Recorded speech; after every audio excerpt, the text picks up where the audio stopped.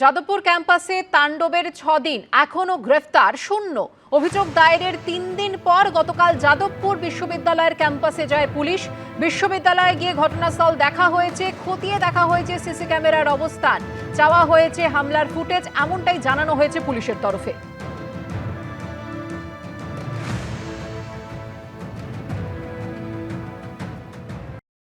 দুটো মিটিং হয়েছে। প্রথম মিটিংটা হচ্ছে স্টুডেন্টস ওয়েলফেয়ার বোর্ড, সেখানে হস্টেল সংক্রান্ত যে সমস্যাগুলো ছিল সেগুলো নিয়ে কথাবার্তা হয়েছে আমাদের কিছু।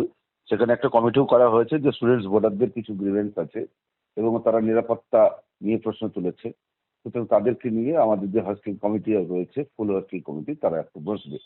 এটা একটা সিদ্ধান্ত হয়েছে হস্টেল নিয়ে, স্টুডেন্ট ভোটার নিয়ে। আর আমাদের 3টে থেকে একটা অল স্টেক হোল্ডার মিটিং ছিল।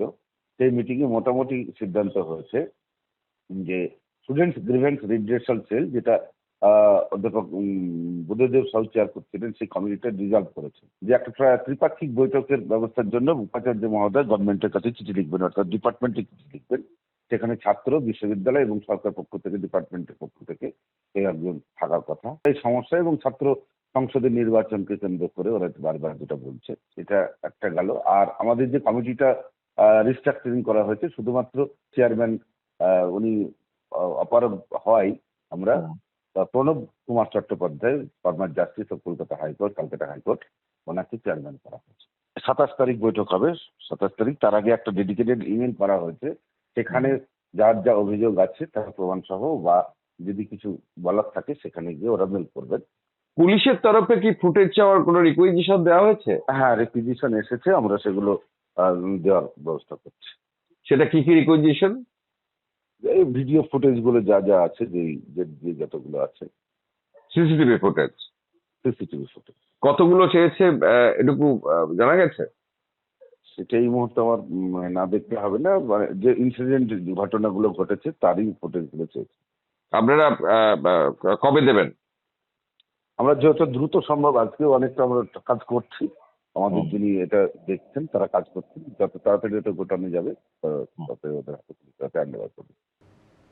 ক্যাম্পাসে উপযুক্ত পরিস্থিতি ছিল না, তাই এফআইআর করতে দেরি হয়েছে, অনেক আগেই তা করা উচিত ছিল। ক্যাম্পাসে হামলা নিয়ে সাফাই যাদবপুর বিশ্ববিদ্যালয়ের উপাচার্য চিরঞ্জীব ভট্টাচার্যের। পুলিশ আমাদের কাছে পাঠিয়েছে আর কি, চিঠি পাঠিয়েছে যে আমাদের তরফ থেকে যেসব সাহায্যগুলো করার, সেই সাহায্যগুলো আমরা করব। মানে সাহায্য মানে হচ্ছে সমস্ত এভিডেন্স, তারপর হচ্ছে ক্যামেরা ফুটেজ, তো সেগুলো আমরা দেব।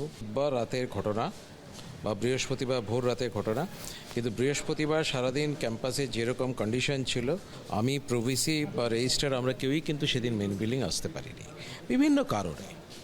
তো তার জন্যে এফআইআরটা লঞ্চ করতে দেরি হয়েছে।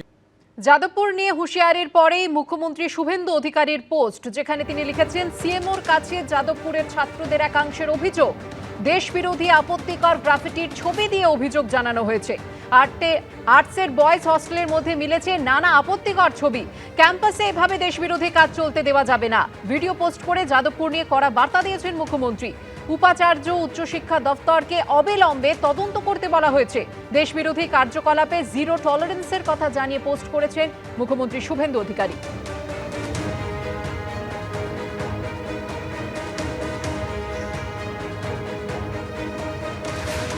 ন্যারেটিভগুলো আগেরবারও ছড়ানোর চেষ্টা করেছিলেন, কিন্তু ওগুলো ধোপে টেকেনি। কারণ আমি মাওয়িস্ট রাজনীতিকে সমর্থন করতে পারি, দ্যাট ডাজেন্ট ইমপ্লাই আমি তার মেম্বার। তো এটাকে উনি প্রজেক্ট করে কি বলতে চেয়েছেন সেটা উনি ভালো বলতে পারবেন। এবং ফ্রি প্যালেস্টাইন, আশা করি এটা নিয়ে আলাদা করে বলার কিছু নেই, কারণ আমাদের ভারতের যে বিদেশ নীতি এত বছর ধরে ছিল, অন্তত বিজেপি আসার 2014-তে আসার আগে অবধি, এমনকি আগের যে প্রধানমন্ত্রী ছিলেন অটল বিহারী বাজপেয়ী, তিনি নিজেও ফিলিস্তিনের পক্ষে সওয়াল করেছেন। আমরা দেশপ্রেমিক, আমরা রাষ্ট্রবাদী নই আরএসএস এর মতো। অন্যদিকে যাদবপুর কাণ্ড নিয়ে এবিভিপির তরফে দাবি করা হয়েছে, যাদবপুর বিশ্ববিদ্যালয়ে 19শে আগস্টের ঘটনা পূর্ব পরিকল্পিত। রাত 1:30টায় এত সংখ্যক বহিরাগত নকশাল কিভাবে ক্যাম্পাসে? উত্তর দিতে হবে বিশ্ববিদ্যালয় কর্তৃপক্ষকে। ছবি পোস্ট করে দাবি করেছে এবিভিপি। ক্যাম্পাসে প্রবেশ ও উপস্থিতির অনুমতি কে দিয়েছিল? ছাত্রদের ওপর হামলা নাকি বিশ্ববিদ্যালয়ের সম্পত্তি ও ক্যাম্পাসে ভাঙচুরের জন্য প্রবেশের সুযোগ দেওয়া হয়েছিল? প্রশ্ন তোলা হয়েছে এবিভিপির তরফে। বিশ্ববিদ্যালয়ের আইন শৃঙ্খলা ও ছাত্র নিরাপত্তায় ব্যর্থ রেজিস্ট্রারের অপসারণ ও 19শে আগস্টের নিরপেক্ষ পূর্ণাঙ্গ উচ্চ পর্যায়ের তদন্ত দাবি করা হয়েছে।